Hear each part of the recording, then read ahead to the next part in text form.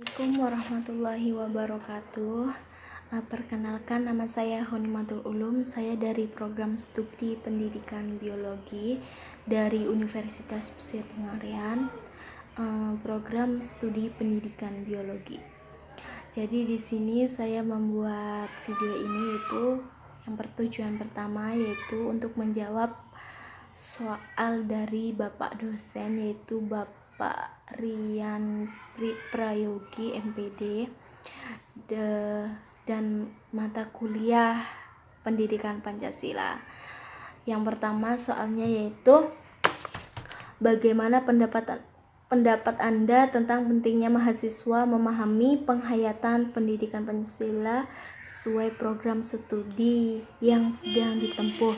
Jadi menurut pendapat saya, pendidikan Pancasila itu sangat penting sekali di kalangan mahasiswa maupun yang ke bawah. Jadi untuk kalangan mahasiswa yang pertama yaitu dapat mengembangkan karakter mahasiswa yang memiliki karakter Pancasila dan juga memiliki beberapa sikap. Yang pertama yaitu sikap yang positif, terus yang kedua ada sifat jujur, disiplin, tanggung jawab, dan mandiri, dan lain sebagainya. Itu salah satunya manfaat dari pendidikan Pancasila untuk mahasiswa. Untuk itu juga ada beberapa misi dari pendidikan Pancasila, itu pasti memiliki beberapa misi, entah itu untuk mengembangkan potensi mahasiswa dan juga pemahaman juga di situ ya. Terus kedua, bagaimana konsep histori, sosiologi, dan politik tentang Pancasila dalam kajian arus sejarah bangsa Indonesia.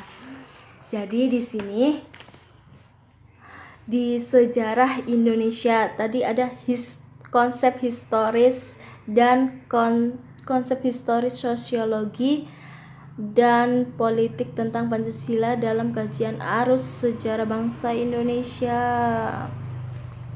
Jadi dalam perjalanan sejarah bangsa Indonesia, yaitu sesungguhnya Pancasila itu sudah ada pada adat istiadat pada zaman dulu. Pancasila itu sudah ada pada masyarakatnya, pada wilayahnya. Itu terdiri dari ada 4. Yang pertama yaitu percaya adanya Tuhan. Jadi masyarakat Indonesia dari dulu itu percaya adanya Tuhan. Yang kedua, gotong royong, atau kalau di kata Uyar Soekarno, berat sama dipikul, ringan sama dijinjing. Nah, itu dari dulu sebelum dibuat atau dirumuskannya Pancasila. Yang ketiga yaitu musyawarah, identik musyawarah. Terus yang keempat solidaritas, kesetiakawanan sosial, dan sebagainya. Itu jadi menurut historis. Sedangkan menurut sosialnya, sebagai ilmu kehidupan di sana mengkaji kehidupan sosial, semisalnya dalam gotong royong atau bermasyarakat. Nah, di situ dalam sosial, dan masih banyak lagi. Terus yang selanjutnya, yang ketiga, bagaimana pengembangan manusia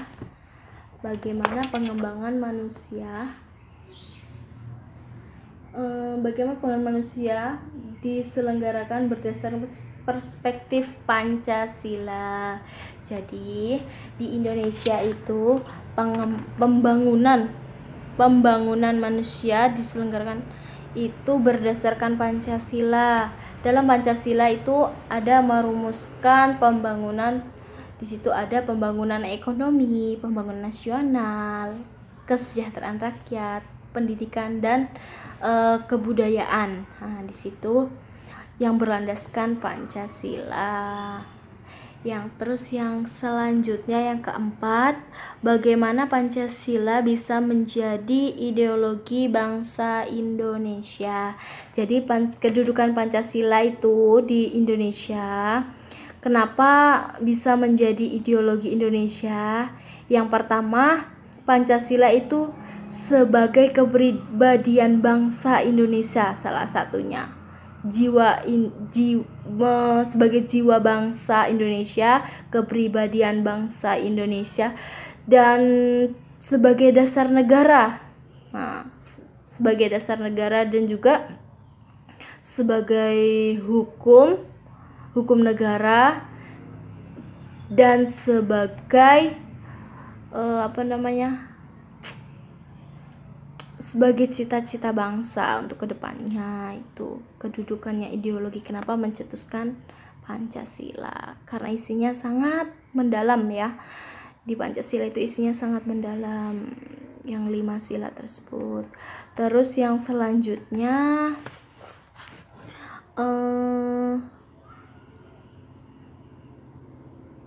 bagaimana Pancasila menjadi dasar negara Republik Indonesia.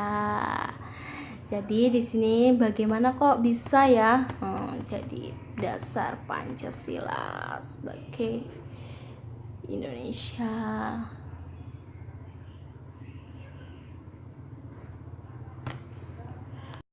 Yang selanjutnya, bagaimana Pancasila menjadi dasar negara Republik Indonesia, yaitu karena sebelum dirumuskannya Pancasila itu sudah mendarah daging di masyarakat Indonesia. Terus untuk merumuskannya juga sesuai adat istiadat yang berada di Indonesia. Salah satunya tadi yang soal sebelumnya, adanya gotong royong dan lain sebagainya, adanya solidaritas, adanya ketuhanan yang Maha Esa, maksudnya rata-rata berketuhanan, seperti itu. Yang keenam tadi ya, itu kenapa Indonesia itu menjadi dasar negara, Pancasila sebagai dasar negara Indonesia itu karena yang pertama isinya, yang kedua memang adatnya orang Indonesia udah identik, isinya itu identik adat istiadat yang dulu masih termasuk. Terus di sini yang selanjutnya, jelaskan alasan Anda diperlukannya kajian Pancasila sebagai dasar negara. Yaitu Pancasila sebagai dasar negara yaitu menurut saya untuk menciptakan manusia yang profesional dan bermoral, itu singkatnya. Menurut saya, karena di situ sudah sangat nilai-nilai di Pancasila itu sudah udah banyak gitu, udah lengkap gitu. Kalau semisalnya kita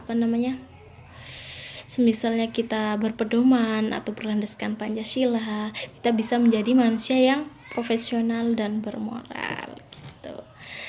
Terima kasih. Mungkin hanya itu yang bisa saya jawab. Apabila ada tutur kata saya yang kurang pas atau kurang sopan, saya mohon maaf. Kurang lebihnya saya akhiri. Assalamualaikum warahmatullahi wabarakatuh.